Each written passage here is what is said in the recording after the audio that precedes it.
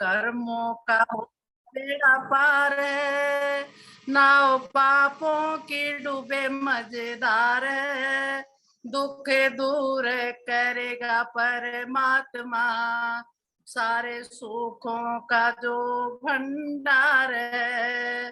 प्रभु भक्ति में मन को लगाइए, जो पालनहार है, दुख दूर करेगा परमात्मा, सारे सुखों का जो भंडार है। मानव चोला है अनमोला, पाप न कर अपराध न कर, विषयों में फंस करके बंदे, तू इसको बर्बाद न कर। मानव चोला न मिलता बार है, इसकी महिमा परम पार है, दुख दूर करेगा परमात्मा, सारे सुखों ओम। ललित मोहन साहनी जी, सम्मानित ललित मोहन साहनी जी आ जाइए। जी जी आइए, स्वागत है। बहुत कल हमारी विदुषी ने, प्रीति जी ने बहुत ही सुंदर टॉपिक लिया था वाणी के ऊपर, तो मुझे याद आया 13 जुलाई 1997 में 1997 में ये भजन मैंने उस समय लिखा था, और मधु सूक्त को बहुत अच्छी तरह से पढ़ के और उससे प्रेरणा लेकर इस भजन की मैंने जो है इसका निर्माण किया है, वो आपके सामने प्रस्तुत कर रहा हूँ।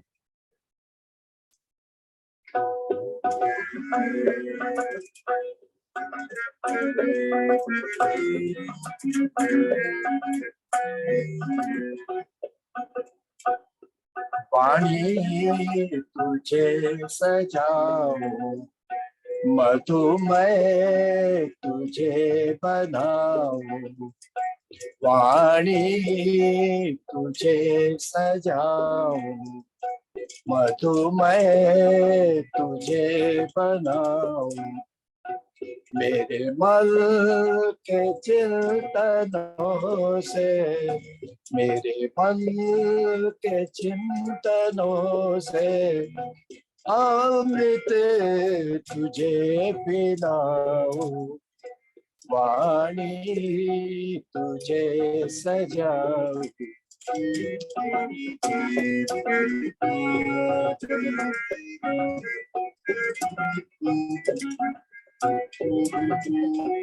कितने जतन से मिलती अनमोल बेखबूती, वाणी को करके प्रेरित बने प्रेम रूप शक्ति, तुझको परम पिता की पहचान मैं कराऊं।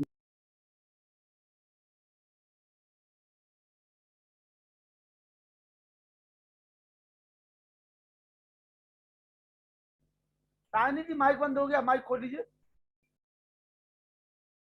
साहनी जी माइक बंद हो गया आपका। साहनी जी, साहनी जी माइक बंद हो गया। के चिंतनों से अमृत तुझे पिलाऊं, वाणी तुझे सजाऊं।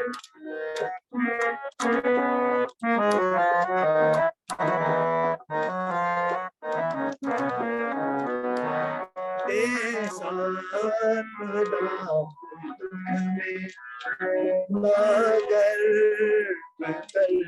सुख में सबके दिलों में बहना, ठंडी हवा के रुख में सत्कर्म से मैं तुझको सत्य मार्ग पे ले जाऊं, वाणी तुझे सजा तुझे बता मेरे मन के चिंतनों से अमृत तुझे मिला वाणी तुझे सजा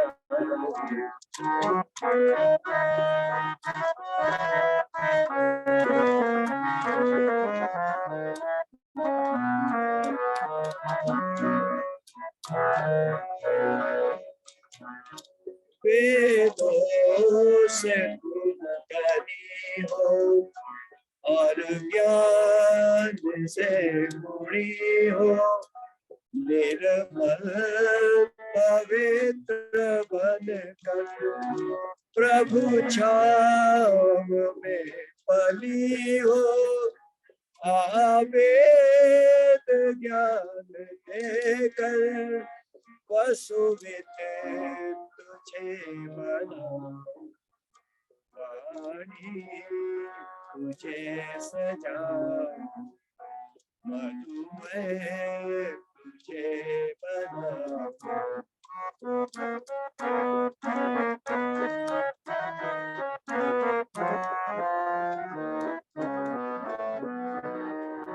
तेरा अगर कसौटी तेरा अगर कसौटी कभी ना उतरना खोटी तेरा अगर कसौटी कभी ना उतरना खोटी बनना ओजस्वी मंगल मई अनूठी तुझको अनंत प्रभु से आशीष मैं देता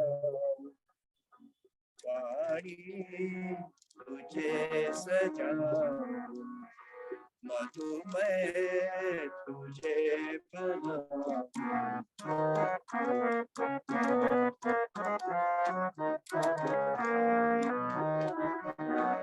प्रभु तुम दया के सागर तो प्रेम रूप होते प्रभु तुम दया के सागर तो प्रेम रूप होती वाणी में तुम जगाओ प्रभु सत्य रूप ज्योति अंतर स्वरों से साजे वही प्रेम गीत गाओ वाणी तुझे सजाओ मधुमय तुझे बना बहुत बहुत आभार। के चिंतनों से अमृत तुझे मिलाऊं वाणी तुझे सजा बहुत बहुत आभार सम्मानित श्री ललित मोहन साहनी जी। अब मैं निवेदन करने लगा वाणी का इतना सुंदर स्वरूप कि किस तरह से वाणी हमारे बीच में रखना है। सम्मानित कल की जो व्याख्यान से बहुत प्रेरणा मिली तो याद आ गया कि कभी एक समय ये भजन लिखा था। बहुत बहुत आभार धन्यवाद। सम्मानित ललित मोहन साहनी जी, आपका स्वागत। मैं निवेदन करने लगा हूँ हमारे आज के मुख्य प्रवचनकर्ता आचार्य रविशंकर आर जी, जिन्होंने बीटेक कंप्यूटर साइंस से करने के उपरांत जब परमात्मा की कृपा होती है तो आपने आचार्य सत्यजीत जी के सानिध्य में, स्वामी विश्वनाथ के सानिध्य में R1 रोजर और अजमेर से दर्शनाचार्य की उपाधि प्राप्त की और अनुभव रूप से कई लेख पत्रिकाओं में संपादन, तमाम प्रवचनों के माध्यम से ऋषि के मंतव्यों को, ऋषि के सिद्धांतों को युवा पीढ़ी से परिचित कराने के उद्देश्य से अनुभव रूप से अध्यात्म क्षेत्र में अपनी सेवाएं दे रहे हैं। और हम सभी का सौभाग्य कि हमारे बीच में 3 दिनों तक आप बहुत ही अच्छे अच्छे विषय लेकर के आए हैं। आज ईश्वर का स्वरूप, कल धर्म का स्वरूप और कर्म फल व्यवस्था, 3 दिन तक आप दर्शनाचार्य रविशंकर आर जी को सुनेंगे, जो बयाना राजस्थान भरतपुर से है। उनका स्वागत, वंदन, अभिनंदन। आचार्य रविशंकर जी, स्वागत है आपका। ओम नमस्ते। मेरी आवाज ठीक आ रही है? आवाज आ रही है आपकी जी जी जी, धन्यवाद जी। परमपिता परमेश्वर का स्मरण करेंगे, 3 बार ओम का उच्चारण। ओम।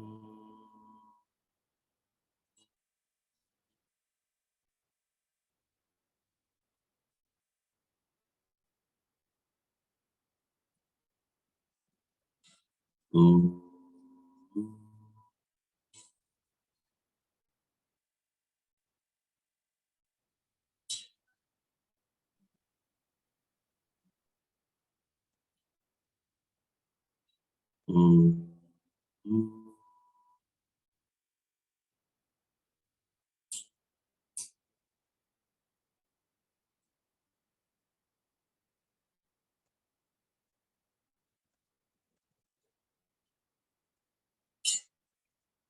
सभी को सादर नमस्ते जी। नमस्ते जी, नमस्ते जी। और ये जो वेबिनार आयोजित किया है और बहुत लंबे समय से ये प्रक्रिया चल रही है और वर्ष से अधिक इस प्रक्रिया को चलते हुए हुआ, तो हमारे लखनलाल जी जो है इस कार्यक्रम के संयोजक हैं और अपनी पूरी निष्ठा से और श्रद्धा से इस कार्यक्रम को आयोजित कर रहे हैं। आपको बहुत बधाई।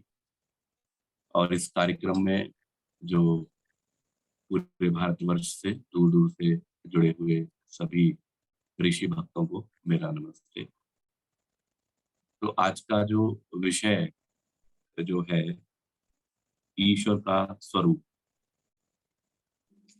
और समाज में हम देखें ये जो शब्द है ईश्वर, इस ईश्वर शब्द को लेकर के अनेक प्रकार की विचारधाराएं, अनेक प्रकार की मान्यताएं प्रचलित हैं। और यूं कहें कि जो विषय जितना ज्यादा सूक्ष्म होता है, उस विषय को लेकर के उतनी ही ज्यादा परिकल्पनाएं, उतने ही ज्यादा अपने अपने मत, अपने अपने विचार, अपने अपने आग्रह है उस बात को लेकर के पनपते रहते हैं। क्योंकि विषय सूक्ष्म होता है, मनुष्य की जो बुद्धि है, उसका जो विवेक है, उसके जो संस्कार हैं, उसकी दिशा कुछ और रहती है। तो इस कारण से उस सूक्ष्म विषय को ठीक प्रकार से समझ पाने के लिए हमें किन्हीं की सहारे की, किसी प्लेटफॉर्म की, किसी गुरु की इत्यादि की आवश्यकता हमें होती है। तो ईश्वर का स्वरूप, तो सबसे पहले ये जो चर्चा होगी वो चर्चा होगी कि ईश्वर के अस्तित्व को लेकर। और कोई भी ऐसा विषय हो जिस पर विचार करना हो, जिस पर मंथन करना हो, जिस पर मंथन करके निर्णय निकालना हो, तो वहां पर हमको प्रमाणों के प्रयोग की आवश्यकता है। नहीं तो ठीक है, मैं ऐसा मानता हूँ, मैं ईश्वर को इस तरह का मानता हूँ, मैं ईश्वर को सातवें आसमान वाला मानता हूँ, मैं ईश्वर को सब जगह मानता हूँ, मैं तो मानता हूँ कि ईश्वर ये कर सकता है, मैं तो मानता हूँ कि ईश्वर अपने आप को भी बना सकता है, मैं तो कुछ मानता हूँ, वो कुछ मानता है, तीसरा कुछ मानता है, चौथा कुछ मानता है। हर व्यक्ति अपनी अपनी विचारधारा को रखने के लिए और मानने के लिए स्वतंत्र है।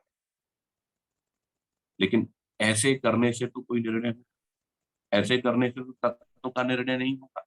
और ऐसा विचारने से और इस प्रक्रिया में जानने से हम किसी तत्व तक नहीं पहुंच सकते, किसी निर्णय तक नहीं पहुंच सकते।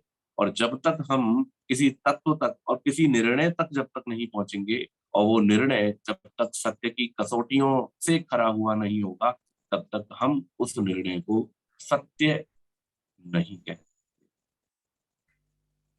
तो आज हम प्रमाणों के माध्यम से, प्रमाणों से उस ईश्वर के विषय में जानने का प्रयास करेंगे उसको समझने का प्रयास करेंगे कि वास्तव में वो क्या है, कैसे है, क्यों है।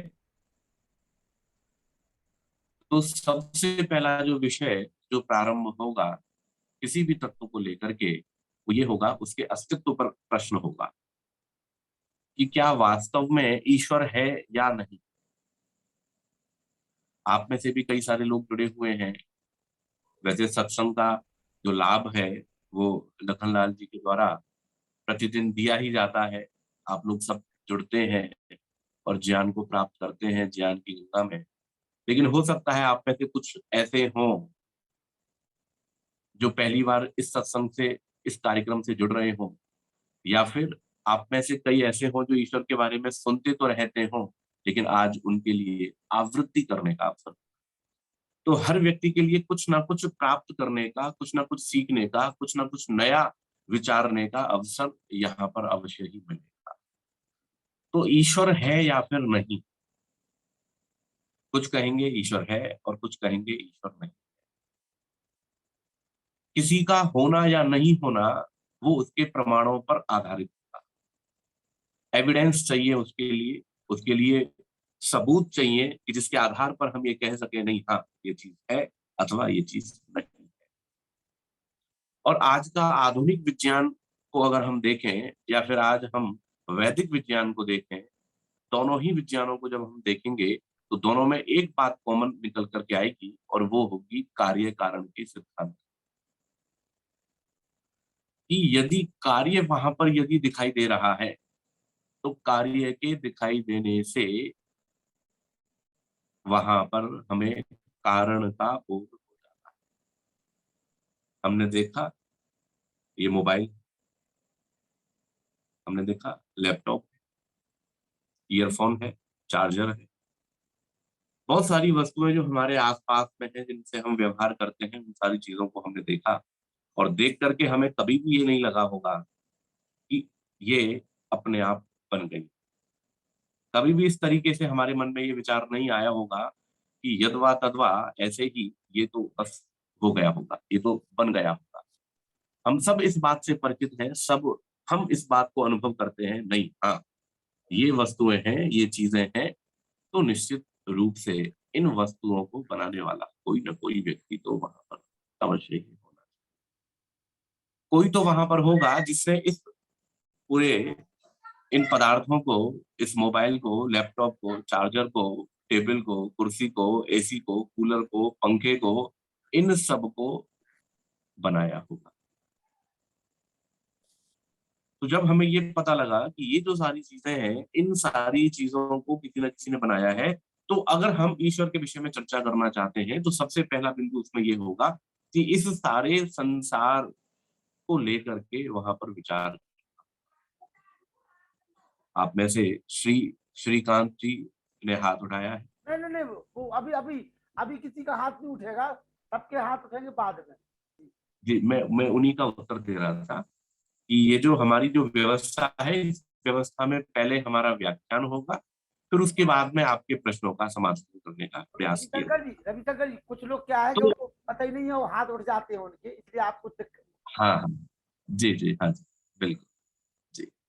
तो व्यवस्था क्या है?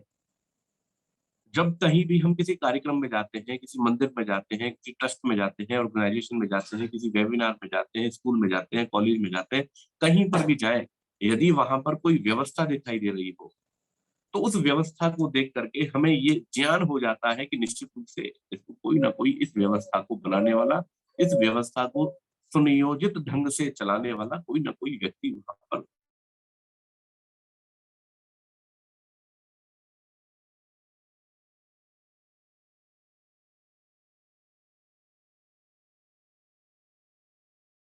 गति से ये चल रही, निश्चित गति। क्या पृथ्वी ने स्वयं ने इस गति का निर्धारण किया कि मैं ऐसे चलूंगी, मुझे इस तरह से चलना चाहिए, मुझे इतने एंगल से झुक करके चलना चाहिए, मुझे इतनी दूरी बना करके चलना चाहिए? क्या अन्य जो ग्रह हैं, क्या उन ग्रहों ने ये निर्णय किया कि हमें ऐसे चलना चाहिए, इस तरह से हमें इतनी दूरी से, इतने फोर्स से, कोई ना कोई दूसरी शक्ति है, कोई ना कोई दूसरा ऐसा एक तत्व है कि जिस तत्व के कारण से ये जो सारा जो संसार है, ये सारा संसार अपनी गति पर, अपने नियमों पर, अपनी व्यवस्था में चल रहा है। और कभी भी वो अपनी व्यवस्था को उल्लंघित करने की और दुस्साहस कभी नहीं करता। और विचार कीजिए, यदि वो दुस्साहस करने लगता है तो क्या स्थिति बनेगी? क्या स्थिति बनेगी? क्या सृष्टि जब से प्रारंभ हुई है और सृष्टि के प्रारंभ होने से लेकर के आज तक, हम इस बात पर नहीं जाते कि कितना समय हुआ सृष्टि के आज निर्माण में, आज कितने वर्ष हो गए सृष्टि को चलते हुए, इस पर नहीं जा रहे, कितना भी मानिए। लेकिन आप जितना भी मानेंगे, तो क्या कभी किसी ग्रह ने, कभी किसी वस्तु ने, क्या कभी अपने नियम को तोड़ा? तोड़ने के लिए वो आगे बढ़ा? क्योंकि वो जो नियम चल रहे हैं, वो नियम किसी एक ऐसी सत्ता से वहां पर रेगुलेट हो रहे हैं, चल रहे हैं, जिसके कारण से उन नियमों में एक निश्चित व्यवस्था, एक निश्चित नियम वहां पर लगे हुए हैं। तो इससे ये बात सिद्ध होती है कि ईश्वर का कोई तो है, कोई तो ऐसी सत्ता है कि जो इसको कंट्रोल कर रहा है, जो इसको नियमन कर रहा है। तो ये जो कहलाएगा, ये अनुमान प्रमाण कहलाएगा। कि एक को देख करके किसी दूसरे का ज्ञान हो जाना, किसी दूसरे का बोध हो जाना, दूसरे के बारे में पता लगना। बहुत सारी वस्तु ऐसी होती हैं जिनको हम चख करके पता लगा लेते हैं, देख करके पता लगा लेते हैं, सुन करके पता लगा लेते हैं, छू करके पता लगा लेते हैं। उनका हमें इंद्रियों से बोध हो जाता है। और ये जो इंद्रियों से जो बोध होता है, वो सारा प्रत्यक्ष के अंतर्गत आता है। क्या तुमने देखा उसको आते हुए? नहीं नहीं, हाँ हाँ, मैंने देखा था, वो आ रहा था, लाल शर्ट वाला वो व्यक्ति आया था और उसके साथ में 3 व्यक्ति और आए, 4 लोग मिलकर के आए। तो ये क्या हो गया? ये प्रत्यक्ष हो गया, आंखों देखा हाल, कानों के द्वारा सुनी हुई बात। अरे इसको तो मैंने अपने जीभ से चखा, कली तो बहुत टेस्टी। लेकिन बहुत सारी चीजें ऐसी हैं जिनको हम प्रत्यक्ष से नहीं जानते, और दर्शन ये कहता है और व्यवहार ये कहता है कि बहुत कम चीजें ऐसी हैं जिनको हम प्रत्यक्ष कर पाते हैं। और उसके अतिरिक्त तो इतना सारा संसार है जो कि कैसा है, जो अप्रत्यक्ष है, जो हमारी नजरों से दूर। बहुत सारी चीजें ऐसी हैं जो हमको दिखाई नहीं दे सकती, जिनको हम सुन नहीं सकते, चख नहीं सकते, जिनको हम छू नहीं सकते। बहुत सारा विषय ऐसा है जो हमसे परोक्ष। तो उन ऐसे परोक्ष विषयों को जानने के लिए हम अनुमान का सहारा। तो एक हो गया प्रत्यक्ष विषय और दूसरा हो गया परोक्ष विषय। और ये जो ईश्वर का जो विषय है, ये परोक्ष विषयों में सबसे ज्यादा परोक्ष विषय ये ईश्वर। इसलिए इसमें भ्रांति की संभावना, इसलिए इसमें अनेक प्रकार के मत, पंथ, अनेक प्रकार के विचार, तरह तरह के भेद। कोई एक संस्था किसी एक विचार को लेकर के शुरू हुई, लेकिन उस गुरु के अनेक सारे शिष्य हुए, उन शिष्यों में भी मतभेद हुए, और फिर उनमें कई सारी शाखाएं, प्रशाखाएं, भेद, प्रभेद, और होते होते होते होते होते होते अनेक रूपों में केवल एक विचारधारा जो एक गुरु ने शुरू की, और वही विचारधारा मस्तिष्क भेद होते हुए, मन भेद होते हुए, विचार भेद होते हुए वो अनेक प्रकार की बातों में परिवर्तित। तो ये जो परोक्ष विषय है, इन परोक्ष विषयों के ज्ञान के लिए अनुमान का सहारा लेना पड़ता है। तो किसी एक वस्तु को जान करके किसी दूसरी वस्तु का जो बोध होना होता है, वो अनुमान के अंतर्गत आता है। तो इस सृष्टि को देख करके, इस सृष्टि के नियमों को देख करके, इस संसार को देख करके, क्या हम मनुष्यों ने क्या कभी गर्भ में रह करके इच्छा की कि हम ये बनेंगे? क्या हमने कभी, किसी ने, मैं स्त्री बनूंगा, मैं पुरुष बनूंगा, मैं गोरा बनूंगा, मैं काला बनूंगा, मैं बुद्धिमान बनूंगा, मैं ऐसा बनूंगा?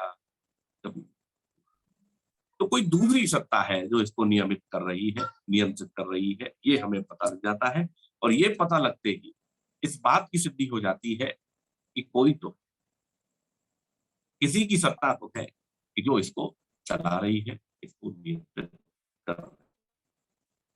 और जब हमारा ये निर्णय हो जाता है कि वो कोई है, अब उसके बाद में ये विचार होगा कि उसका स्वरूप कैसा है, किस प्रकार के स्वरूप वाला वो है, और भी उसके नाम क्या है, रहता कहाँ है, क्या उसकी व्यवस्था है, उसके उसके उसका स्वयं का क्या है, वो सब सारी चीजें एक एक करके वहां पर आने लगेंगी। तो उसके होने का निश्चय होने के बाद में अब ये विचार होगा कि आखिर वो रहता था, क्योंकि बिना एड्रेस के तो फिर कुरियर वाला उस मटेरियल को, उस वस्तु को पहुंचाएगा कहाँ, संकट है।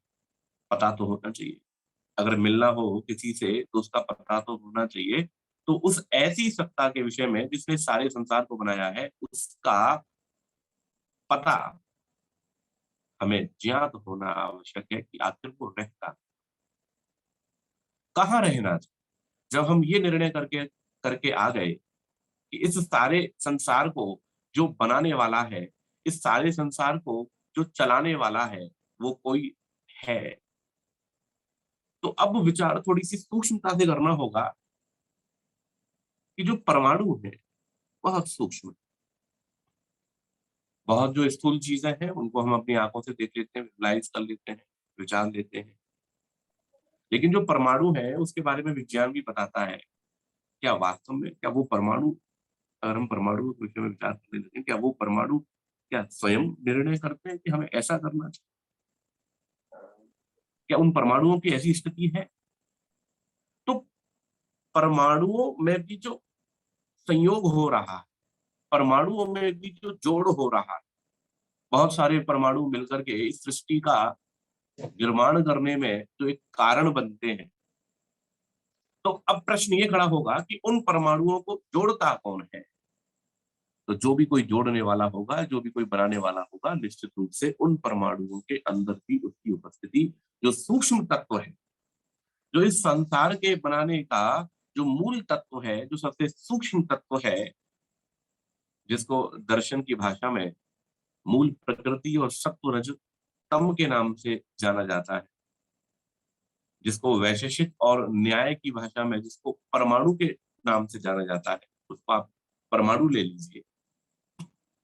तो उन परमाणुओं के अंदर भी जो विद्यमान है और विद्यमान होकर के वो जोड़ता है, तो सोच करके देखिए कि वो कितना सूक्ष्म होगा। और न केवल यहीं पर, अभी तो वो लोक लोकांतर में वस्तुओं का निर्माण करता है। यहाँ पृथ्वी भी है तो सूर्य भी है, ये एक सौर मंडल है तो दूसरा सौर मंडल, अनेक सौर मंडल है, एक गैलेक्सी है, एक आकाश गंगा है और दूसरी आकाश गंगा है, अनेकों आकाश गंगा है। तो वो कैसा है? वो सूक्ष्म से भी सूक्ष्म है और वो महान से भी महान है। अड़ोरणीयान महतो महियान, तो अणु से भी अणु है और महत से भी महत, बड़े से भी बड़ा है, मानना पड़ेगा। अर्थात इस सृष्टि के बनने,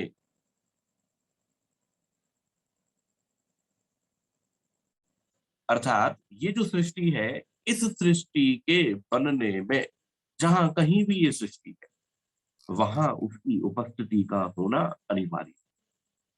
तो इससे क्या पता लगेगा? इससे ये पता लगेगा कि वो जो परमात्मा है, उस परमात्मा ने क्योंकि इस सारे संसार को रचा है, इसलिए उसकी जो उपस्थिति है, उसकी उपस्थिति यत्र तत्र सर्वत्र, हर स्थान पर उसकी उपस्थिति होनी चाहिए। यदि वो सब जगह नहीं होगा तो सब जगह फिर वो बनाएगा। किसी वस्तु का निर्माण हो रहा है तो निर्माता को उस जगह पर, वहां पर उपस्थित होना आवश्यक। अगर वो वहां पर कैसे बना सकेगा? किस प्रकार से बनाने में समर्थ होगा? नहीं बना सकता। तो वहां पर उस सृष्टि के प्रत्येक कण में, हर जगह पर उसकी उपस्थिति अनिवार्य है। तो हम इस निष्कर्ष पर पहुंचे कि वो है और होता हुआ वो कैसा है, सब जगह पर विद्यमान। अब जब ये बात हुई कि सब जगह पर है, इसका मतलब वो यत्र तत्र सर्वत्र, हर स्थान पर ही, कहीं पर भी ऐसा नहीं है, कोई भी स्थान ऐसा नहीं है कि जो स्थान उससे रहित हो, जो उससे खाली।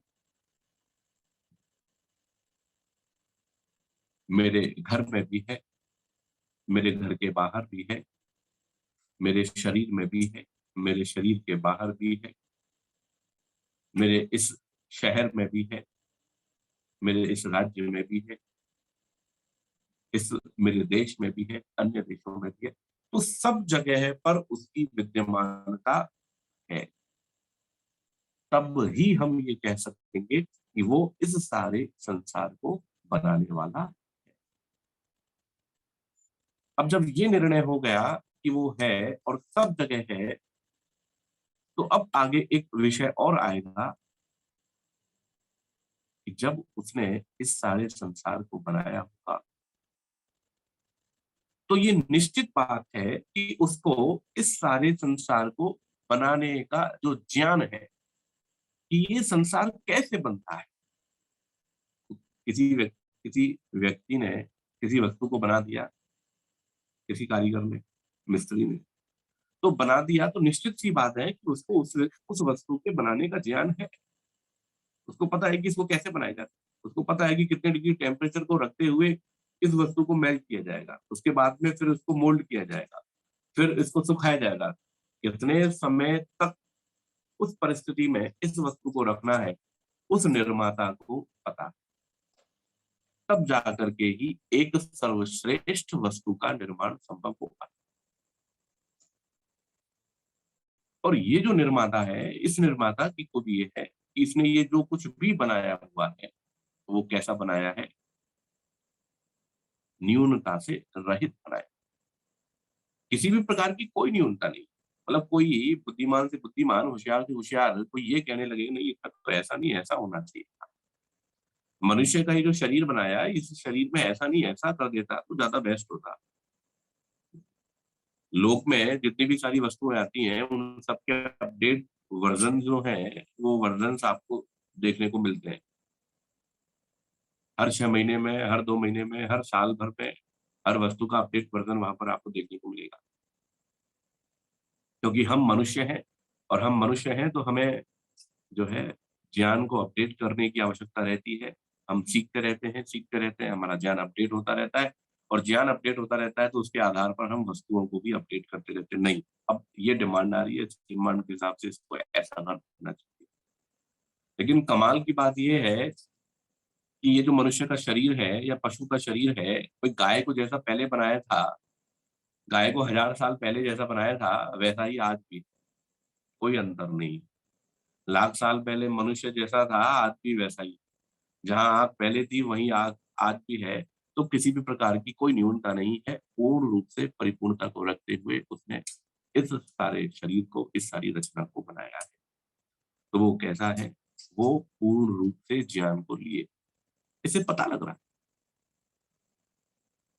अगर किसी के द्वारा किसी वस्तु का निर्माण जीरो रेंडरिंग से हो रहा है, ये मनुष्य में तो संभव नहीं। लेकिन अगर ऐसा हो रहा है कि डेविएशन, उसमें न्यूनता, उसमें कमी 0% है, तो फिर वो मनुष्य नहीं है, फिर वो तो भगवान है। क्योंकि ये मनुष्य का काम नहीं है, ये भगवान का काम। तो वो जो परमेश्वर है, वो जो ईश्वर है जिसकी चर्चा हम अभी कर रहे हैं, उसको कैसा होना चाहिए? उसको संपूर्ण ज्ञान से युक्त उसको होना चाहिए। वो नौसखिया नहीं होना चाहिए। वो ऐसा हो कि काम तो कर दे और काम करने के बाद में उसको पता लगे, ओहो मैंने तो ये कर दिया, मुझे तो ऐसा नहीं करना चाहिए था, इससे तो ये नुकसान हो गया। कार्य को करने के बाद में यदि उसको बोध होने लग जाए, तो फिर वो ईश्वर की श्रेणी में नहीं आ सकता। तब वो ईश्वरत्व से च्युत हो जाए। ईश्वर कौन हो सकता है? ईश्वर किसको कहा जा सकता है? ईश्वर हम किसको कहेंगे? ईश्वर हम उसको कहेंगे कि जब कोई कार्य हो रहा, जब कोई बोल रहा, जब कोई सोच रहा, जब कोई कर रहा, तो याथा तथ्य, जैसा वो हो रहा है उस समय वैसा का वैसा ज्ञान उसको हो रहा हो, तब ये बात मानी जाएगी कि हाँ, ये क्या है, ये ईश्वर के स्वरूप की बात है। तो वो कैसा होना चाहिए? वो संपूर्ण जानकारी से, संपूर्ण ज्ञान से वो युक्त होना चाहिए, और इसी को ही सर्वज्ञ कहा जाता है। तो वो ईश्वर सर्व सब जगह है, ये तो उसका स्थान होगा। और वो है कैसा? वो सर्वज्ञ, सब कुछ जानने वाला है। ऐसा कुछ भी न था, ऐसा कुछ भी न है, और न ऐसा कुछ होगा जो उसकी जानकारी से रहित था, रहित है और रहित होगा। वो सब प्रकार से, इन सब ज्ञानों से क्या है? परिपूर्ण। और जो कोई भी ऐसी सत्तावान, आज देख लीजिए, आज टेक्नोलॉजी का युग है, और आज जो डेटा है, आज की जो सबसे बड़ी जो ताकत है, वो सबसे बड़ी ताकत आज के समय का क्या है? वो सूचना है, वो जानकारी, डेटा है। और जो कंपनीज हैं, बहुत सारी जितनी भी कंपनीज हैं, वो करोड़ों करोड़ों रुपए खर्च करती हैं, अरबों इवन रुपए खर्च करती हैं इस बात के लिए कि हमें डेटा मिल जाए, सूचना मिल जाए, जानकारी मिल जाए। आज हम यूट्यूब पे देखते हैं, हमने आर्य समाज के भजन टाइप कर दिया, हमें आर्य समाज के उपदेशक के भजन वहां पर सुनने को मिल गए। अब कल फिर दोबारा से हमने जब यूट्यूब खोला, तो यूट्यूब खोलने के बाद में वो जो गीत है या उससे संबंधित जो गीत है वो हमें वहां पर देखने को मिल जाते, नीचे सूची में मिल जाते हैं। तो हम जो जिस विषय को सर्च करते हैं, उस विषय से संबंधित जो विषय है वो हमें वहां स्क्रॉल होते हुए नीचे आपको देखने को मिलेंगे। तो जो सबसे बड़ी जो ताकत है, आप कहेंगे कि धन है बहुत बड़ी ताकत, आप कहेंगे कि संपत्ति बहुत बड़ी ताकत है, आप कहेंगे ये ताकत है, वो ताकत है, लेकिन सबसे बड़ा जो सामर्थ्य है, वो सामर्थ्य क्या है? वो सूचना का, वो जानकारी का सामर्थ्य है, वो डेटा का सामर्थ्य है। और जिसके पास में सबसे ज्यादा डेटा है, जिसके पास में सबसे ज्यादा जानकारी है, आप कल्पना कीजिए कि आप एक ऐसे व्यक्ति हैं कि जिसके पास में, आप जिस गांव में रह रहे हैं, आप जिस शहर में रह रहे हैं, उस शहर के एक एक व्यक्ति की जानकारी आपके पास, ठीक है, आप याद नहीं रख सकते, लेकिन एक एक व्यक्ति की जानकारी आपके पास में, आप क्लिक करेंगे उसकी सारी जानकारी आपके सामने फैच होकर के आ जाएगी। आप सोच करके देखिए आपके पास में कितनी बड़ी पावर। अगर आपको पता है कि इसका क्या चरित्र है, ये व्यक्ति कैसा है, इसको क्या अच्छा लगता है, इसको क्या अच्छा नहीं लगता है, ये कब सोता है, कब नहीं सोता है, किस प्रकार के विचार वाला है, ये आतंकवादी गतिविधियों में एक्टिव रहता है, देशभक्ति वाली गतिविधियों में एक्टिव रहता है, या आर्य समाज वाली गतिविधियों में एक्टिव रहता है, कहाँ किस प्रकार की विचारधारा वाला ये व्यक्ति है, कब क्या खरीदता है, कैसे खरीदता है, तो सब सारा ये जो बिजनेस तंत्र बना हुआ है, सारा जो नेटवर्क बिछा हुआ है कॉर्पोरेट सेक्टर्स का, ये सारा का सारा जो नेटवर्क है वो एक ही चीज पर टिका हुआ है, और वो क्या है? इंफॉर्मेशन। तो जब हमारे पास में एक शहर का डेटा हो, एक राज्य का डेटा हो, एक देश का डेटा हो, तो हम कितने सामर्थ्यशाली हो सकते हैं। तो सोच करके देखिए, एक ऐसी सत्ता जिसके पास में हर एक जीव से संबंधित डेटा उसके पास, मनुष्य का छोड़ दीजिए, पशु पक्षी इतर जो कुछ भी है, उन सब से संबंधित डेटा उसके पास में है। ये करता क्या है, ये बोलता क्या है, ये सोचता क्या है, कब इसके दिमाग में इस प्रकार के विचार आते हैं, कब ये अच्छे विचारों वाला होता है, कब ये बुरे विचारों वाला होता है, कब ये अच्छे कर्मों वाला होता है, कब ये सद्भावना से युक्त होता है, आदि आदि। तो ये सब विचार जिसके पास में यथावत रहते हैं, वो कौन है? वो वही तत्व। और इसी कारण से ये जो तत्व है, इसको सर्वशक्तिमान कहा जाता है। इसकी सर्वशक्तिमत्ता इसी कारण से, क्योंकि इसके पास में सब जानकारी, सब इसको पता है। और हमें तो छोटा सा भी काम करना पड़ता है, 4 बार तो 10 लोगों से पूछना पड़ता है, सर ऐसा कर ले, ऐसा कर ले, कोई दिक्कत तो नहीं हो, ऐसा कर लेने से काम तो ठीक हो जाएगा। 4 बार पूछना पड़ता है, तब जाकर के वो काम होगा। लेकिन वो एक ऐसी सत्ता है जिसको अपना काम करने के लिए किसी की नहीं गरज पड़ती, किसी की किसी के नौरे नहीं खाना पड़ता अगर हम बिल्कुल देसी भाषा में कहें तो। किसी की मनावनी नहीं करनी पड़ती उसको। वो अपने सामर्थ्य से, वो अपनी शक्ति से, वो अपने, इसलिए वो स्वयं है और इसीलिए वो सर्वशक्तिमान है कि उसको इस सारे संसार को रचने के लिए किसी के सहयोग की जरूरत नहीं पड़ती कि ला तू आ जा और ये काम कर लेंगे। भाई आप आ जाओ, तब जाकर के कार्यक्रम ऑर्गेनाइज होगा। आर्य समाज का उत्सव मनाना है, 7 दिन का है, बहुत बड़ा कार्यक्रम होगा, 500 लोग उसमें आएंगे तो बहुत लोगों की आवश्यकता होगी, तो चलो आप आ जाओ। नहीं, किसी की जरूरत नहीं है। सारा संसार बनाऊंगा मैं, अकेला बनाऊंगा, किसी की जरूरत नहीं। इसलिए वो कैसा है, इसलिए वो सर्वशक्तिमान। अब जब इतना शक्तिमान वो है तो प्रश्न ये खड़ा होता है कि वो कितनी संख्या वाला है, कितना है वो? कम से कम 200-500 की संख्या तो होनी चाहिए। अभी कुछ दिनों पहले ये विवाद खड़ा हुआ था और ये टीवी पर डिबेट्स का भी विषय बहुत रहा। 33 कोटि, 33 करोड़ देवताओं वाला विषय चला। तो जो हिंदू परंपरा है, उस हिंदू परंपरा में जो ईश्वर है वो कितने हैं? वो 33 करोड़ है। फिर ये उनके द्वारा ये प्रश्न खड़ा किया गया कि 33 करोड़ देवता है तो क्या गिन सकोगे? तो गिनने की बात तो दूर, एक कदम आगे बढ़ करके उत्तराखंड में आप देखेंगे तो एक मंदिर ऐसा बना हुआ है जहाँ पर 33 करोड़ देवताओं की मूर्तियां लगी हुई। हम लोग बहुत आगे हैं इन कार्यों में। लेकिन वेद क्या कहता है इस विषय में? तत्व क्या है इस विषय में? युक्ति क्या है कि वास्तव में वो जो ईश्वर है वो कितनी संख्या वाला होना चाहिए? मान लेते हैं कि वो अनेक संख्या वाला है। तो अगर मान लीजिए कि वो जो ईश्वर है वो अनेक संख्या वाला है तो क्या स्थिति बनेगी? एक घर का यदि दो दो मुखिया बन जाए एक घर के, आज समाजों में या किसी भी संस्था में, किसी भी धार्मिक संस्था में समस्या अगर है तो कारण वही है कि 2 नेता है, या 2 नेता या 2 व्यक्ति हैं जो अपने आप को नेता बनाना चाहते हैं, अपने आप को नेता जो है वो स्थापित करना चाहते हैं, इसीलिए झगड़ा है और कोई झगड़ा नहीं। एक व्यक्ति हट जाए, बोले ठीक है आप बन लीजिए, कोई दिक्कत नहीं। सबसे बड़ा जो झगड़ा है वो झगड़ा इसी कारण से। घर एक ही है, परिवार एक ही है, तो एक ही मुखिया होगा। तत्व समन्वयात, ऋषि तो यही कहते हैं, बादरायण ऋषि तो यही कहते हैं, भाई समन्वय जो हो रहा है इस सारी सृष्टि में, इस समन्वय को करने के लिए उस एक के ही होने की आवश्यकता है। यदि आप बहुतों के लिए अगर आप ये कार्य दे दो तो फिर उन बहुतों के ऊपर किसी एक को बिठाना पड़ेगा। बहुत बड़ी संस्था है, बहुत बड़ा राज्य है, ये भारत देश है, तो हर राज्य के लिए अलग अलग डिपार्टमेंट दे दिया, ये भाई ठीक है, अलग अलग नेतृत्व दे दिया, लेकिन उन नेतृत्व के ऊपर किसी एक को तो बैठना पड़ेगा, एक ही होगा।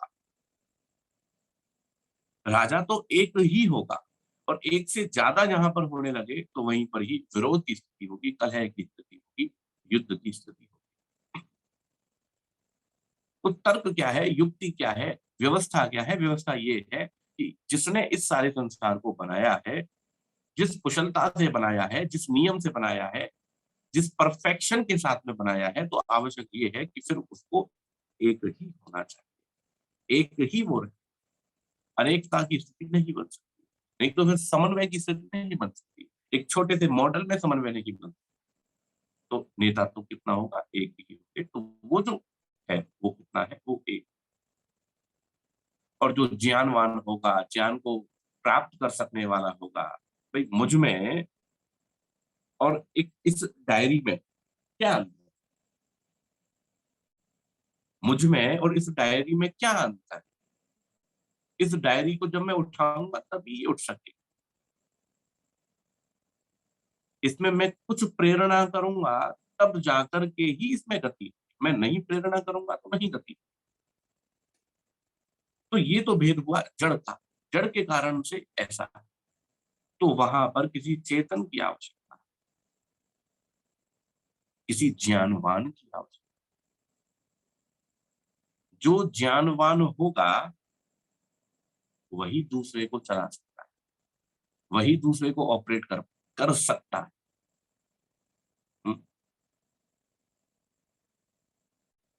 लोगों को जानवर बहुत अच्छे लगते हैं, मनुष्य अच्छे नहीं लग रहे हैं, प्रिय कौन लग रहे हैं? जानवर अच्छे लगते हैं। और उन जानवरों को हम घर पे रख रहे हैं, अपने पास में रख रहे हैं। क्यों? जड़ वस्तुओं को, ऐसी वस्तुओं को हम अपने निकट क्यों पसंद करते हैं और मनुष्य से दूर क्यों जा रहे हैं? एक ऐसा परिवार जिसमें 10 लोग रहते हो, एक ऐसा परिवार जिसमें 20 लोग रहते हो, उस घर में कोई अपनी बेटी को देना पसंद नहीं करता। कितना काम करना पड़ेगा, कितना ये करना पड़ेगा, कितना वो करना पड़ेगा। चलो इस घर में दे देते हैं, इस घर में तो 2 व्यक्ति हैं, इस घर में तो बस माता-पिता हैं और एक बेटा है, बस ठीक है, बहुत अच्छी बात है। यहीं पर ही दे देते हैं अपने उसको। क्यों? क्योंकि जो चेतन होता है, उस चेतन में अपना विवेक होता है, उस चेतन की अपनी बुद्धि होती है, तो उसको चलाने के लिए बुद्धि की आवश्यकता होती है। जड़ को चलाने के लिए, क्योंकि वो जो है वो मेरे से आकर के कुछ ये नहीं कहेगा कि मुझे ये चाहिए। वो हमें ये नहीं कहेगा। जी, आवाज ठीक आ रही है आप सबको? जी आवाज आ रही, सही आ रही है, बोलिए बोलिए। जी जी, धन्यवाद। तो जड़ कभी हमसे ये नहीं कहता है कि नहीं मुझे ये चाहिए। जितना चाहो, जैसा चाहो, जिस तरह से चाहो उस वस्तु को उपयोग कर लो। जड़ की तो ये बात। लेकिन जैसे ही हम चेतन पर आ जाते हैं, वैसे ही वहां पर इच्छाओं का अंबार जो है वो लगना शुरू हो जाता है कि नहीं मुझे ये चाहिए, मुझे ऐसा चाहिए, मुझे वैसा चाहिए, मुझे ये करना है, मुझे वो करना है। तो लगता है अरे तो एक को ही संभालना मुश्किल, 10-10 को कैसे संभालेंगे ऐसे परिवार? तो ये जो जड़ है और जो चेतन है, उसका भेद ही यही है कि जो चेतन तत्व है वो ज्ञानवान है। चेतन जो तत्व है वो इच्छाओं वाला है, उसके अंदर प्रयत्न है, उसके अंदर प्रीति है, उसके अंदर अप्रीति है। कोई गलत बात कहोगे, उसको दुख दोगे तो वो दूर भागेगा आपसे। उसको कोई अच्छी बात कहोगे, उससे प्रेम करोगे, स्नेह दोगे, सहयोग दोगे, उसकी सहायता करोगे, आपके निकट आए, आपसे प्रीति करेगा, आपके पास आना चाहेगा। तो ये जड़ और चेतन में भेद है। जड़ के अंदर ये मस्तिष्क नहीं है, जड़ के अंदर ये ज्ञान नहीं। तो एक ऐसा जो इस सारे संसार को रच रहा है, एक ऐसा जो जीवात्माओं के अंदर की व्यवस्था को बना रहा है, कौन कैसा कर रहा है, कौन कैसा कर्म कर रहा है, अच्छा कर रहा है, बुरा कर रहा है, सत्य बोल रहा है, असत्य बोल रहा है, अच्छा कर रहा है, नहीं कर रहा है। तो ये सारे कर्मों का जो रिकॉर्ड रख करके और फिर उनको जो व्यवस्था जो देता है, तो वो कौन है? वो जो होना चाहिए वो सामान्य व्यक्ति नहीं हो, वो जड़ तक तो नहीं हो सकता, उसको चेतन होना अनिवार्य। क्योंकि जो ज्ञानवान होगा, जो ज्ञान से युक्त होगा, जो क्रियाशीलता से युक्त होगा, वो कैसा होगा? वो चेतन होगा, वो जड़ से अलग धर्म वाला होगा। जड़ से अलग, जड़ के अलग धर्म है, मटेरियल थिंग्स के उनकी अलग प्रॉपर्टीज हैं, और जो आत्म तत्व है, जो चेतन तत्व है, उस चेतन तत्व की एक अलग स्थिति है, उसका एक अलग पैमाना। तो इस प्रकार का जो स्वरूप वाला है, अब हम थोड़ी सी चर्चा उस विषय में कर लेते हैं जो आज के समय में जो ईश्वर को लेकर के जो प्रचलन में, अब वहां कैसे देखा जाए कि ईश्वर कौन है। हमने ये तो देख लिया, कुछ कुछ चीजें देख ली, ईश्वर कैसा होना चाहिए, वो सब जगह होना चाहिए, वो सबको जानने वाला होना चाहिए, सर्वज्ञ होना चाहिए, सर्वशक्तिमान होना चाहिए, एक होना चाहिए, चेतन होना चाहिए। लेकिन वो शरीरधारी नहीं होना चाहिए, क्योंकि जो शरीर वाला होगा, जो इस देह वाला होगा, उसकी अपनी एक लिमिटेशंस होती है, वो हर जगह नहीं रह सकता। अब आप देखिए, क्या जो शरीर वाला होगा, क्या हम में से, आप में से कोई ऐसा है जो इस सारे संसार को बना सकता हो, जो इसको चला सकता हो, जो इस सारे संसार के जानने की सामग्री रखता हो, जो सबसे शक्ति वाला हो, हम नहीं जान सकते। और जानना है तो यंत्र तंत्र सब लगाने पड़ेंगे, तभी भी पूर्ण रूप से नहीं जान सकते। सारे विषयों को, सारी बातों को हर तरीके से नहीं जान सकते।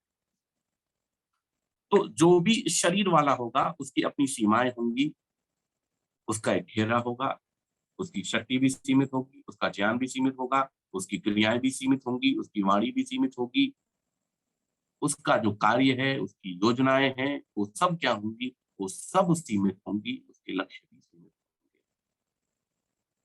लेकिन जिसने इस सारे संसार को बनाया है वो सीमित नहीं, वो अनंत, अनंत शक्ति, अनंत ज्ञान, अनंत बल, अनंत सामर्थ्यता से युक्त हो। और उसके लिए वेद में कहा अकायम अव्रणम अस्नाविरम,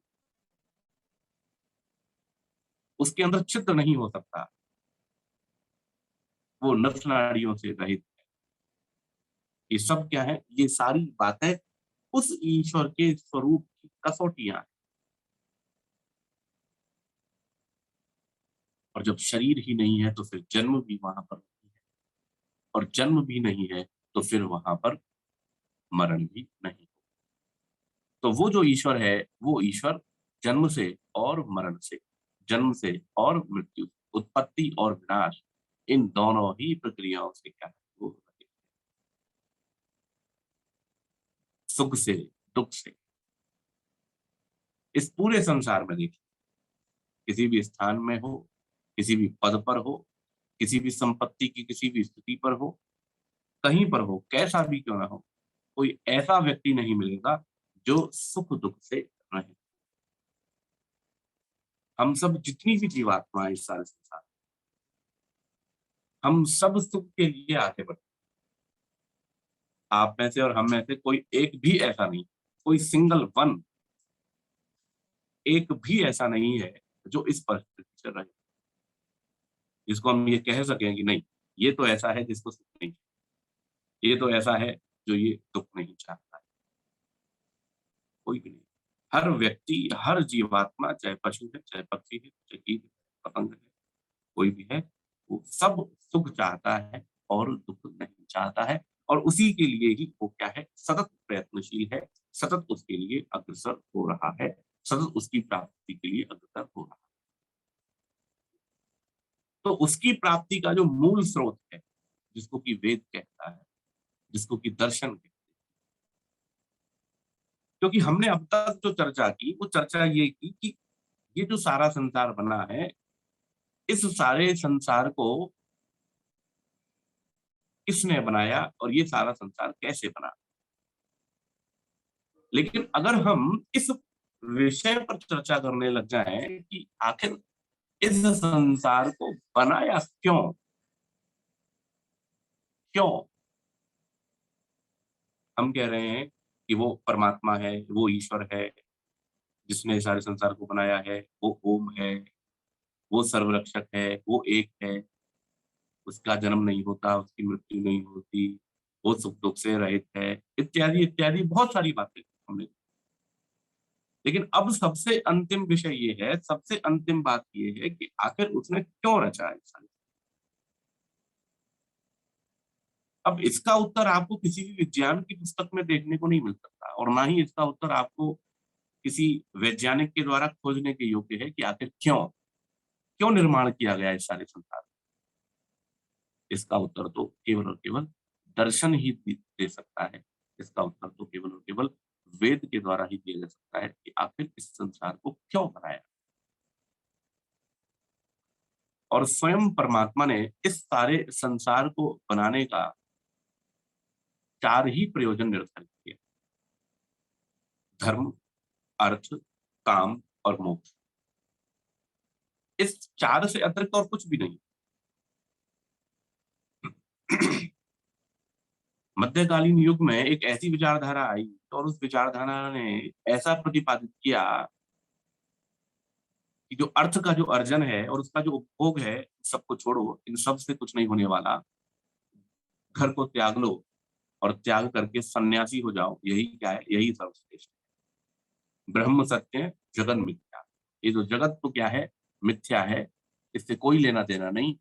जो सबसे जो चीज है वो क्या है, वो ब्रह्म। जो तथ्य है, जो सत्य है, वो सत्य क्या है, केवल और केवल ब्रह्म है। इसलिए केवल और केवल ब्रह्म पर ही जाना है। तो उन्होंने केवल और केवल मोक्ष का रास्ता प्राप्त किया। मोक्ष की ओर ही वो उन्मुख होने लग गए। और आज का जो समय है, आज का जो युग है, आज के समय में व्यक्ति अर्थ और काम, मैं क्या करूं, कैसे करूं कि जिससे अधिक से अधिक मैं धन अर्जित कर सकूं, ज्यादा से ज्यादा साधनों का संग्रह कर सकूं, बहुत इकट्ठा करता रहूं, करता रहूं, करता रहूं, करता रहूं, करता रहूं। और साधनों का संग्रह, और उन साधनों के संग्रह से साधनों का भोग, बस यही चीज। लेकिन ऋषि दयानंद ऐसे विचारक हुए, ऋषि दयानंद ऐसे महात्मा हुए, संत हुए इस धरती पर, जिन्होंने ऐसा कहा कि ना तो धर्म और मोक्ष से ही काम चलने वाला है, और ना ही अर्थ और काम से काम चलने। धर्म, अर्थ, काम, इन तीनों का जब योग होगा, धर्म पूर्वक जब साधनों का अर्जन किया जाएगा, धर्म पूर्वक जब अर्जित किए हुए साधनों से जब उपभोग की बात की जाएगी, जब उपभोग किया जाएगा, और जब हम इस प्रकार से धर्म पूर्वक अर्जन करते हुए, उपभोग करते हुए अपना जीवन यापन करेंगे, तब हम आगे जाकर के मोक्ष की ओर बढ़ सकेंगे।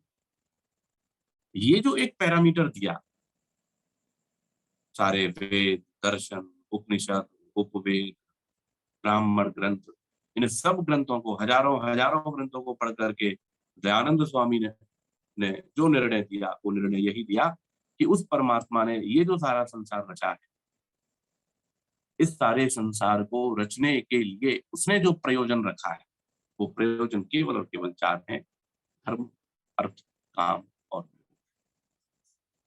तो ऐसा प्रयोजन वाला ये जो संसार है, उस संसार की प्राप्ति करना, उस संसार को समझना, और उस संसार को समझ करके धर्म पूर्वक चलते हुए और फिर उसको ही प्राप्त करना।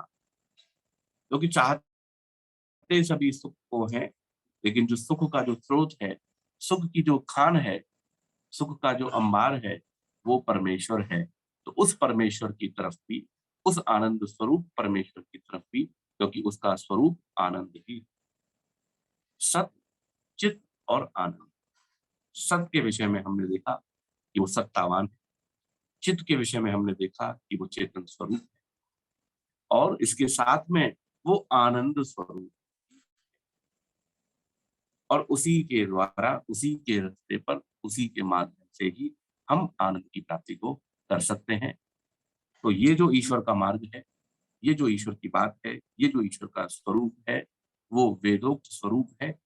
और इस कसौटियों के माध्यम से ही हम तमाम ईश्वर जो आए दिन दुकानदारी के माध्यम से बढ़ते जा रहे हैं, मच्छरों की तरह। जैसे अब ये बरसातों का मौसम आ गया, तो बरसातों के मौसम में बिना कारण के, जैसे जो मच्छर हैं वो उत्पन्न हो जाते हैं, जिनके कोई माता पिता नहीं, ऐसे मच्छर जैसे इन बरसाती मौसम में उत्पन्न हो जाते हैं।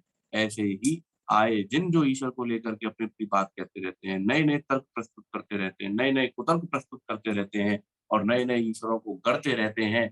तो जब कभी भी हमारे सामने इस प्रकार की स्थितियां उत्पन्न हो, कि ईश्वर के बारे में जब ये बताया जाए कि नहीं, ईश्वर तो ये है, ईश्वर तो वो है, ईश्वर को ऐसा मानना चाहिए, ईश्वर को वैसा मानना चाहिए, तो वेद तो ये कहता है, ऋषि दयानंद तो ये कहते हैं कि ऐसे समय पर थोड़ा सा रुक जाए, और थोड़ा सा रुक करके प्रमाणों का अवलोकन करें, और उन प्रमाणों का अवलोकन करके देखें कि क्या वास्तव में ये ईश्वर हो सकता है, क्या वास्तव में ये ईश्वर कहलाने लायक है, क्या इसमें ईश्वर से संबंधित जो शर्तें हैं, क्या यहाँ पर लागू हो पा रही हैं या नहीं हो पा रही हैं। जब आप इस प्रकार से विचार करना शुरू करेंगे, क्योंकि ये जो सारा धर्म का जो क्षेत्र है, सारा विचार से शुरू होता है, और जब हम विचार करते हैं तो निश्चित रूप से हम उस तत्व को प्राप्त करने के लिए आगे बढ़ पाते हैं। क्योंकि बिना विचार किए, बिना चिंतन किए और बिना तर्क किए धर्म के स्वरूप को, ईश्वर के स्वरूप को जानना संभव नहीं है। तो जब कभी भी ऐसी समस्या, ऐसी दिक्कत, ऐसा प्रश्न हमारे मन में उपस्थित हो, तो हम अवश्य ही इन कसौटियों से उस ईश्वर को, उस तथाकथित ईश्वर को जो कि समाज में प्रचलित हो रहा है, उसको लेकर के आएंगे, तो हम निश्चित रूप से उससे भी बच सकेंगे और हम अपने मत पर भी पूर्ण रूप से स्थिर हो सकेंगे और ठीक प्रकार से हम उसकी प्राप्ति के लिए, उसके लिए आगे बढ़ सकेंगे।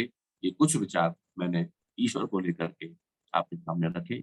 ईश्वर के स्वरूप को लेकर के जो वेदादि जो शास्त्र हैं, दर्शन शास्त्र हैं, उपनिषद शास्त्र हैं और जो गुरुजनों से जो अध्ययन किया है, उसके आधार पर आपके सामने ये विचार रखे।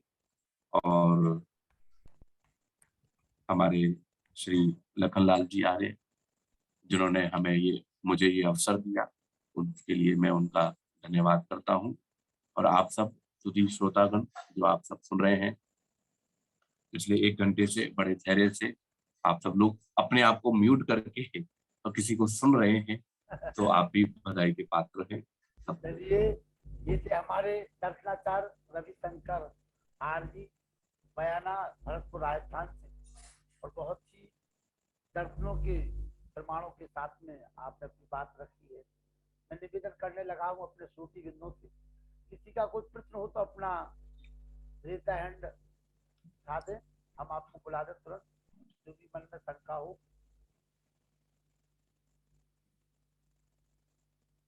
जी, आ जाइए।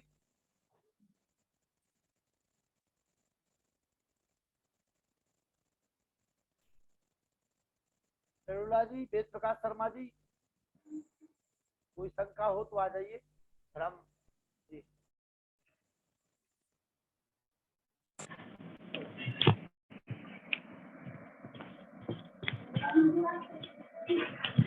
करुणा जी, अभी एक शंका आई है। नमस्कार, ओम सर्वेभ्यो नमः। रविशंकर आर्य ने बहुत ही सुंदर ईश्वर के स्वरूप के बारे में वर्णन किया। ईश्वर को क्यों मानना चाहिए, ईश्वर का क्या स्वरूप है, कैसा है, इसके बारे में उन्होंने बहुत ही अच्छी व्याख्या की। और हर आदमी के अंदर ये रहता था कि ईश्वर है कि नहीं, तो लोगों का भ्रम खत्म हो गया होगा। इसके लिए वो बहुत ही साधुवाद के पात्र हैं, उनको कोटि सा नमस्कार। धन्यवाद वेद प्रकाश शर्मा जी। प्रोफेसर है रोहिलखंड विश्वविद्यालय। हाँ, पूछिए अनिल अरोड़ा जी, पूछिए। आचार्य रविशंकर जी और सभी आर्यजनों को सादर प्रणाम। आचार्य जी, आपने धर्म, काम और अर्थ के मोक्ष के बारे में और ईश्वर के स्वरूप के बारे में बहुत ही प्रभावकारी व्याख्यान दिया है। बहुत अच्छी बातें पता चली हैं। लेकिन मैं एक बात ये सोच रहा था कि जैसे हम कहते हैं कि ईश्वर का प्रयोजन है धर्म, अर्थ, काम से युक्ति करना, मनुष्य मोक्ष प्राप्त कर सके, तो क्या मैं ये सोचता हूँ, क्या मनुष्य को मोक्ष प्राप्त करना भी चाहता है? कि क्योंकि कोई, मुझे लगता नहीं है इस दुनिया से कोई भी अपने आप जाना नहीं चाहता है। तो मोक्ष का मतलब क्या है? कि संसार से जाना या कुछ और है? कि अगर ऐसा है तो वास्तव में मोक्ष की प्राप्ति क्यों जरूरी है और कोई मोक्ष प्राप्त करना चाहेगा? ये थोड़ी मेरी उत्कंठा थी। जी जी, ये तो बिल्कुल वैसा ही प्रश्न है कि कूलर की हवा की आवश्यकता व्यक्ति को कब होगी, एसी की हवा की आवश्यकता व्यक्ति को कब होगी? जब वो गर्मी महसूस करेगा। नहीं तो मोक्ष का कोई मतलब नहीं है, मोक्ष से कोई लेना देना नहीं है। राइट। भूख की आवश्यकता, भूख जब लगती है तब भोजन की कीमत जो है वो समझ में आती है जी। और अगर भूख मान लीजिए ना लगे तो फिर भोजन का कोई महत्व नहीं है, पड़ा रहे, भले भले मेवे रखे हुए हैं, बहुत अच्छी अच्छी मिठाइयाँ रखी हुई हैं, बहुत पकवान रखे हुए हैं, सब सजे हुए हैं, तो भी वो व्यर्थ ही न, तब भी वो व्यर्थ हैं। क्यों? क्योंकि भूख नहीं है। तो ठीक इसी प्रकार से ईश्वर का जो आनंद है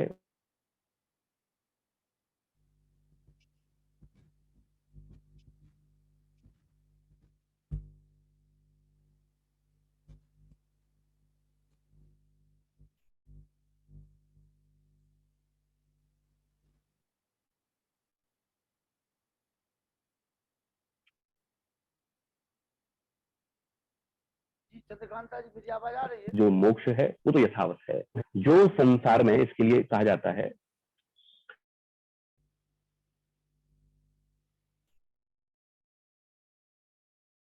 वास्तव में वो ईश्वर की ओर उन्मुख नहीं हो पाता है।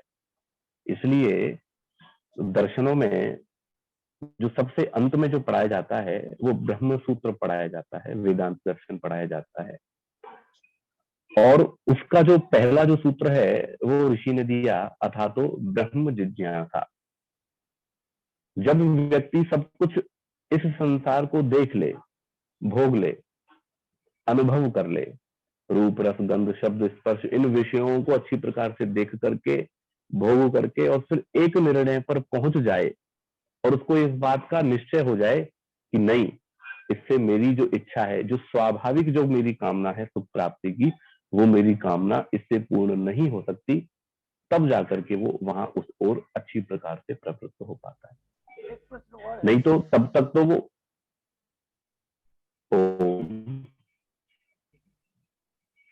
रविशंकर जी एक प्रश्न और आया अभी हाल।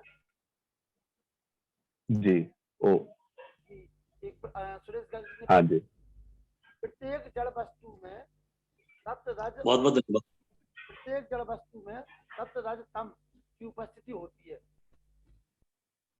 प्रत्येक जड़ वस्तु में सप्त रज तम जी होती है। हाँ जी, तो प्रश्न का समाधान करें। सुरेश कुमार गर्ग, गाजियाबाद। ठीक है। प्रत्येक जड़ वस्तु में सत्व स्तंभ की उपस्थिति होती है। वो इसलिए होती है क्योंकि सत्व रजस तमस ही जो है वो मूल तत्व है इस सारे संसार को बनाने के। जैसे एक उदाहरण देता हूँ, एक मोटा उदाहरण।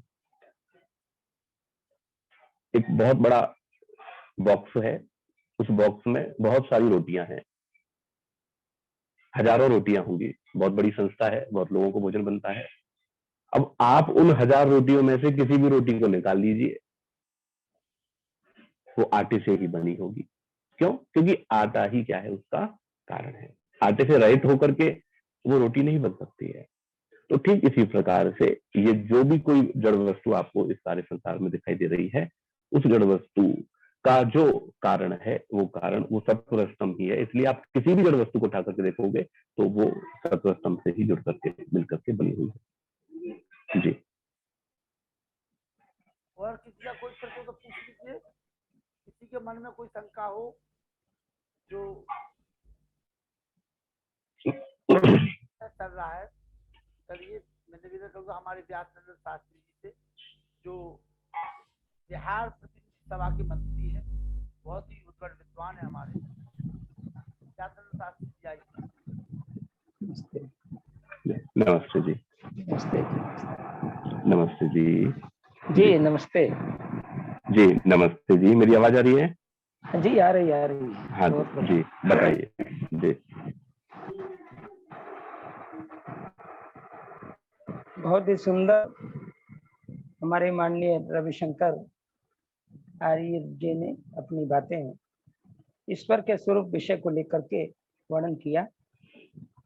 निसंदेह उनका व्याख्यान इतना सरल और सुगम और तर्कपूर्ण था कि शायद ही किन्हीं को शंका रह गई हो, क्योंकि प्रवचन तभी महत्वपूर्ण होता है जब शंकाएं बहुत कम हो, नहीं के बराबर। वह सफल कार्यक्रम माना जाता है, सफल व्याख्यानकर्ता उसमें होते हैं। तो इस कोटि के हम रविशंकर आचार्य जी को मान रहा हूं, क्योंकि उन्होंने बहुत कम लोगों को शंका करने के लिए प्रस्तुत करने की आवश्यकता पड़ी, क्योंकि लगभग उनकी जो व्याख्या हुई है बहुत तर्कपूर्ण, बहुत सुगम और बहुत ही आकर्षक सरल शैली में उन्होंने व्याख्यान दिया है। बहुत ज्यादा शास्त्रीय प्रमाण को उन्होंने उपस्थित नहीं किया, लेकिन शास्त्रीय प्रमाण का आधार आपने रखा, क्योंकि जो यजुर्वेद का 40वां अध्याय का 8वां मंत्र जो आपने स्पष्ट कर दिया है, सप्रेगा शुक्रम कायम व्रणम स्नावेग्वं शुद्धं अपाप विद्धम कबीर मनीषी परिभु स्वयंभू याथा तथ्योर्धान यादीछा श्रुतिभ्य समाभ्य। इस मंत्र को आपने बहुत सुंदर ढंग से एक एक करके समझाने की कोशिश की। और स एक न द्वितीय न तृतीय न चतुर्थो न पंचमा न षष्टमो सप्तमो अष्टमो नाप्योच्यते। इस तरह से जो उनकी सत्ता एक है, स एक न द्वितीयो न तृतीयो चतुर्थो नाप्युच्यते न पंचमो न षष्ठो सप्तमो नाप्युच्यते न अष्टमो न नवमो दसमो नाप्युच्यते, जो वेद का अथर्ववेद का मंत्र है। सचमुच लक्ष्य को अपने बड़ा सुंदर ढंग से समझाते हुए कह दिया कि वह सत्ता एक है, अनेक होगी तो उसमें बहुत सारी गड़बड़ियां संभव हैं, लेकिन जो एक सर्वशक्तिमान सत्ता है और शरीरधारी होगी फिर भी सीमित उसकी शक्ति हो जाएगी, इसलिए वो निराकार होगा और निराकार ही सर्वव्यापक होता है। इस चीज को आपने अपने वक्तव्य मुख के उदाहरणों से सिद्ध कर दिया है कि सचमुच जो शरीरधारी होगा वो एक देशी होगा, और एक देशी होगा तो अल्प सर्वदेशी या सर्व काल का ज्ञाता नहीं हो सकता है, सर्वव्यापक नहीं हो सकता है, सर्वशक्तिमान नहीं हो सकता है, इन सारी चीजों को। और ये अंत में तो आपने और भी बड़ा अच्छा कहा कि हिंदू लोग तो बहुत सारे देवताओं को मानते हैं, 33 करोड़ की चर्चा करते हैं, लेकिन परमात्मा को वेद में एक ही माना गया है। और वे सभी जिन लोगों ने कोटि का अर्थ करोड़ समझ लिया, वस्तुतः 33 कोटि का मतलब हमारे आचार्य जी समझ रहे हैं। कोटि का मतलब यहाँ पर प्रकार से रखा गया है। महर्षि देवदयान जी महाराज ने ऋग्वेदादि भाष्य भूमिका के अंदर जो देवता प्रसंग में, देवता प्रकरण में इसका निराकरण करते हुए कहा है, त्रिंशद देवानिधिं रक्षन्ति सर्वदा, 33 प्रकार के देवता ही संपूर्ण संसार की रक्षा कर रहे हैं। वे 33 प्रकार की देवता जिसको लोगों ने 33 कोटि देवता, 33 करोड़ देवता मानने का जो भ्रम पाल रखा है, इसको महर्षि ने एक सिरे से खारिज करते हुए कोटि का मतलब प्रकार से कर दिया, जिसमें 8 वसु 11 रुद्र 12 आदित्य इंद्र और प्रजापति को द्योतित करते हुए इस सत्य को महर्षि ने स्पष्ट कर दिया है। इस बात को भी आपने अपने व्याख्यान में स्थान दिया, इसलिए बहुत बहुत आपको आभार, धन्यवाद। क्योंकि बहुत सारे लोग आज अपना कमेंट करेंगे, इसलिए इन्हीं शब्दों के साथ आपको बहुत बहुत धन्यवाद, बहुत बहुत आभार। और बहुत ही सुंदर ढंग से आपने सरल शब्दों में विवेचन किया है और तर्कपूर्ण ढंग से विवेचन किया है, सबको समझ में बात आ गई है। इन्हीं शब्दों के साथ आपको बहुत बहुत साधुवाद, बहुत धन्यवाद। ओम शांति शांति।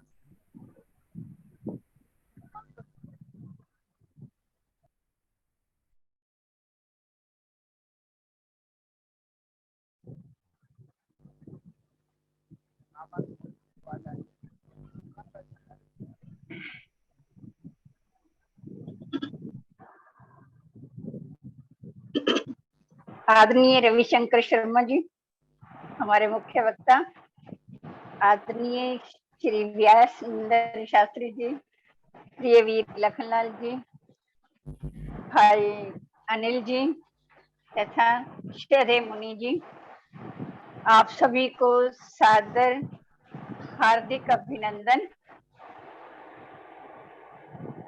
ईश्वर के स्वरूप की व्याख्या बड़ी सुंदर, सरल और सुबोध ढंग से आपने प्रस्तुत की। कई बार सुना है ऐसे व्याख्यान और सत्यार्थ प्रकाश में भी पढ़ा है। आपने जो नव आगंतुक होते हैं, नए नए सत्संग में आते हैं, उनके लिए तो बहुत ही सरल कर लिया, उनको तो हृदय में ही आपकी बात बैठ गई। और विशेषता आपने आर्य समाज के दूसरे नियम को भी आधार माना। सत्यार्थ प्रकाश और वेदों का ज्ञान के आधार पर आपने इसकी विवेचना की, बड़ी सुंदर की। ये सर्वव्यापक है ईश्वर, सर्वज्ञ है, सर्वशक्तिमान है और सब के अंदर विद्यमान है। परमाणुओं की और सृष्टि की रचना की भी थोड़ी आपने विवेचना की कि भगवान सबके अंदर होगा तो तभी रचना कर पाएगा, अर्थात उसके सर्वव्यापक रूप की रचना बड़े अच्छे ढंग से आपने बताया। और विशेषकर आपने जब अंत में धर्म, अर्थ, काम, मोक्ष के रूप में बताया कि धर्म पूर्वक अर्जित किया हुआ धन उसका सदुपयोग करें और सुकर्मों में लगाएं, सुकर्म करें, तभी तो हम ईश्वर के आनंद की अर्थात मोक्ष को प्राप्त कर सकते हैं। और विशेषकर आपने ये जब बताया कि हमारे भारत के अंदर हिंदुओं में तो बहुत ईश्वर बने हुए हैं, हमारे व्यासचंद्र शास्त्री जी ने इसकी व्याख्या की है, तो इसी के ऊपर मैंने 2 शब्द लिखे हुए थे, वो आपके सामने पहले भी शायद मैंने सुनाया है, वो आपके सामने प्रस्तुत जरूर करूंगी। 2 लाइनें। मत मतांतरों की चक्की में पिस रही थी भारत की जनता, क्रय अनेक ईश्वर खड़े थे बाजार में, क्रय विक्रय करती थी जनता, ज्ञान के सागर वेदों को ऋषि ने ईश्वरीय ज्ञान बताया, यही हमारा सत्य ज्ञान है, ईश्वर एक ही है समझाया, सकल विश्व का वही है कर्ता, पूर्ण ब्रह्मांड का वही है धर्ता, माँ की मधुमेह ममता वही है और सभी पापों का हरता, आओ करें हम उसी ईश का वंदन, जो मिटाए हमारे जीवन के क्रंदन, जो मिटाए हमारे जीवन के क्रंदन। आपका अति अति धन्यवाद। आपकी गरिमामय उपस्थिति हमारे आर्य कुंभ को गौरवान्वित कर रही है। धन्यवाद, आपका बहुत बहुत धन्यवाद।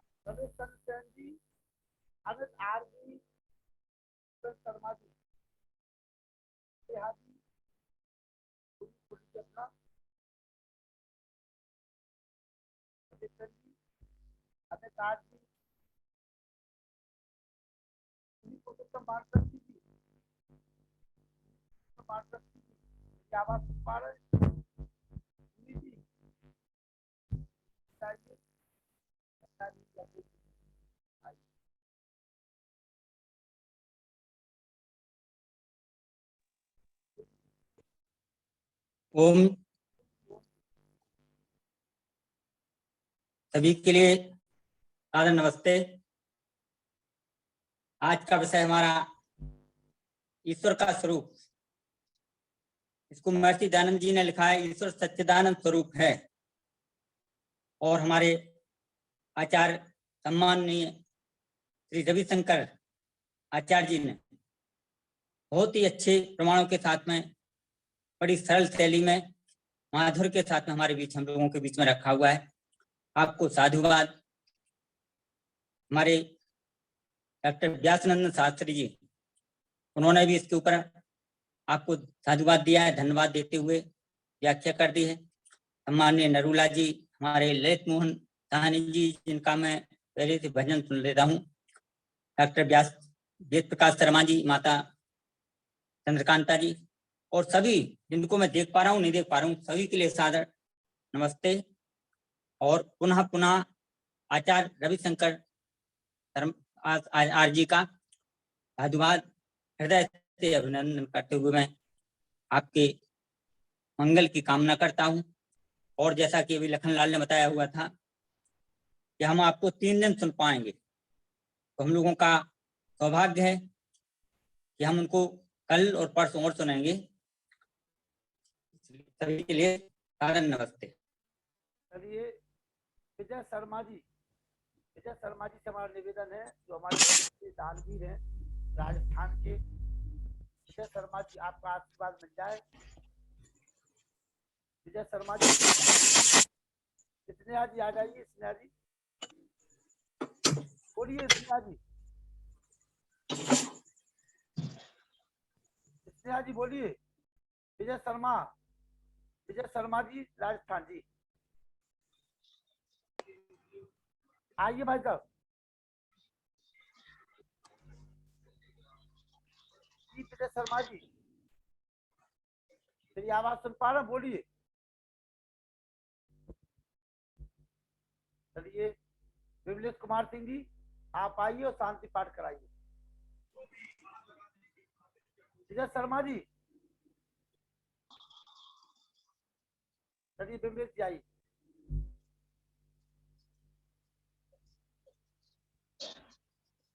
नमस्ते सभी को। नमस्ते। ओम देव शांति अंतरिक्षं शांति पृथ्वी शांति रूपा शांतिरोषध्या शांति वनस्पत्या शांति विश्वदेवा शांति ब्रह्म शांति सर्वं शांति शांतिरेव शांति क्षमा शांतिरेधि। ओम शांति शांति शांति। अरे खुश कर लें। बच्चे आ गए थे। चलिए जयकारा लगाइए, जयकारा। 2-4 उद्घोष करें। सत्य सनातन वैदिक धर्म की जो बोले सो अभय वैदिक धर्म की जय।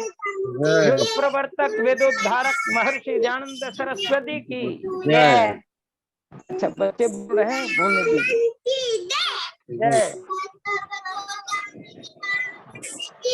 जय जय जय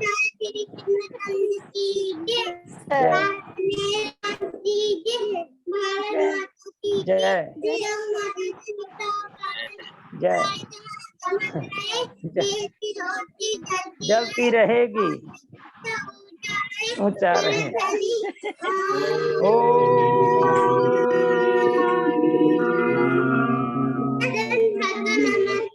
सबको सादर नमस्ते जी। नमस्ते। सादर नमस्ते जी, सभी को सादर नमस्ते।